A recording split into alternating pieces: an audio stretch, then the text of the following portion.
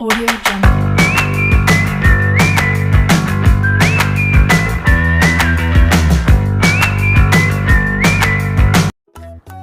Bismillahirrahmanirrahim. Assalamualaikum warahmatullahi wabarakatuh. Perkenalkan, nama saya Juanda, mahasiswa Institut Agama Islam Negeri Syekh Abdul Rahman Siddiq, Bangka Belitung.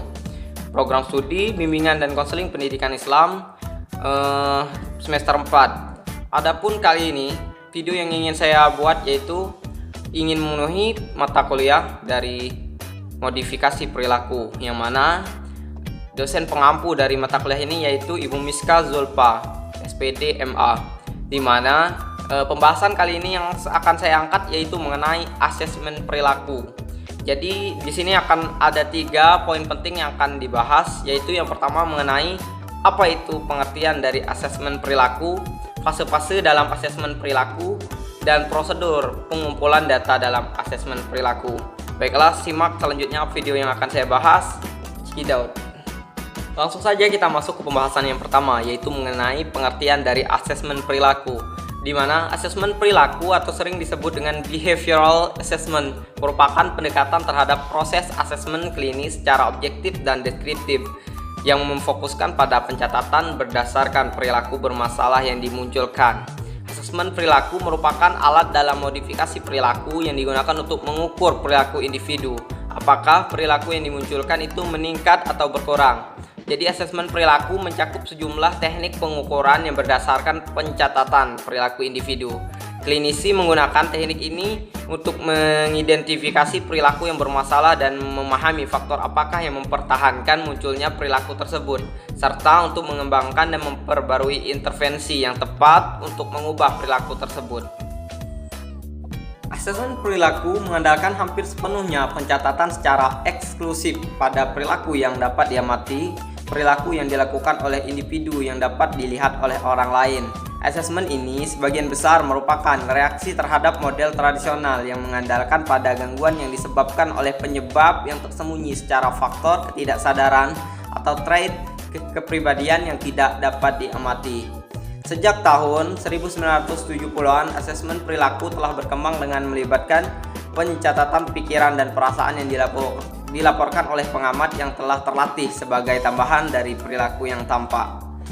Baiklah, langsung saja kita masuk poin yang kedua, yaitu mengenai fase-fase dalam asesmen perilaku, di mana pada fase ini terdapat beberapa poin yang akan dibahas. Yang pertama yaitu mengenai screening atau intake phase. Istilah fase intake biasanya dikenakan pada tahap awal dari proses pertemuan klien dengan terapis. Pada fase ini, terapis memberi kesempatan pada klien untuk mengisi formulir yang disediakan ataupun hanya wawancara umum dengan maksud agar terapis memperoleh ilmu mengenai nama, alamat, usia, status perkawinan, dan lain-lain tentang si klien. Pada fase ini, terapis juga dapat mengumpulkan informasi awal mengenai hal-hal atau peristiwa yang mendorong klien datang menemui si terapis. Yang kedua ada yang namanya fase baseline, di mana fase baseline adalah fase penilaian awal terhadap perilaku klien yang merupakan sampel dari perilaku target. Fase ini dilakukan dengan beberapa kali pengukuran terhadap sampel perilaku tersebut. Pada situasi-situasi yang berbeda, pengukuran dihentikan apabila hasil pengukuran sudah menunjukkan hasil yang konsisten. Selama fase baseline, terapis menilai seberapa jauh gap antara sampel perilaku yang ditunjukkan klien dengan perilaku target untuk menentukan level perilaku yang saat ini dimiliki si klien. Pada fase ini, terapis juga melakukan pengamatan dan penilaian terhadap lingkungan tempat di mana si klien hidup sehari-hari, sehingga dapat mengumpulkan informasi mengenai faktor-faktor apa saja yang mungkin berpotensi mendukung atau menghambat proses modifikasi perilaku terhadap si klien. Yang ketiga itu ada yang namanya fase treatment, di mana setelah baseline dilakukan, terapis memperoleh data yang lebih lengkap mengenai si klien. Idealnya pada saat ini terapis mulai merancang program modifikasi perilaku yang seperti apa yang tepat pada si klien. Pada masa-masa kesulitan belajar, umumnya program dalam bentuk pelatihan atau program pengajaran. Untuk masalah-masalah yang lebih klinis atau komunitas, program yang lebih sering diusulkan adalah terapi atau intervensi komunitas. Dalam modifikasi perilaku, beberapa metode dapat disarankan pada beberapa klien dengan masalah-masalah tertentu. Namun selama metode ini diterapkan, bagaimana pendekatan perilaku lainnya, asesmen tetap terus-menerus dilakukan. Yang terakhir yaitu ada yang namanya fase tindak lanjut, di mana fase tindak lanjut dilakukan untuk mengevaluasi mengenai keberlangsungan suatu perubahan perilaku tertentu dari si klien. Bila perubahan tersebut dapat bertahan selama periode tertentu, mengikuti perubahan perilaku yang terjadi setelah klien dikenakan metode modifikasi perilaku, maka dapat disimpulkan bahwa metode tersebut efektif. Sebaliknya, bila perubahan itu tidak permanen, maka dapat dikatakan bahwa masalah yang sesungguhnya tidak terpecahkan secara tuntas oleh si klien. Oke, ternyata kita sudah masuk ke pembahasan yang terakhir, yaitu mengenai prosedur pengumpulan data dalam asesmen perilaku. Jadi pentingnya data yang dikumpulkan melalui fase-fase dalam modifikasi perilaku merupakan ciri yang menonjol dari pendekatan perilaku. Data akurat dan lengkap merupakan kunci keberhasilan suatu proses modifikasi perilaku, terutama dalam menentukan perilaku target.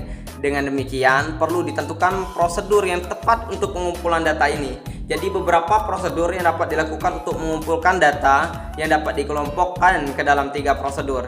Yang pertama ada yang namanya penilaian secara tidak langsung. Jadi penilaian secara tidak langsung dapat dilakukan dengan mewawancarai orang terdekat si klien, misalnya orang tuanya, saudara-saudaranya, teman-temannya, guru, dan orang-orang yang banyak berhubungan dekat dengannya.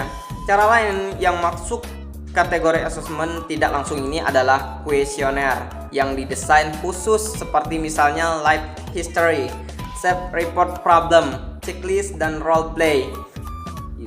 Jadi itu merupakan salah satu ciri-ciri atau pendekatan melalui penilaian secara tidak langsung. Selanjutnya kita langsung masuk saja ke penilaian secara langsung. Jadi penilaian ini dapat dilakukan dengan cara observasi terhadap sampel perilaku yang diperlihatkan si klien.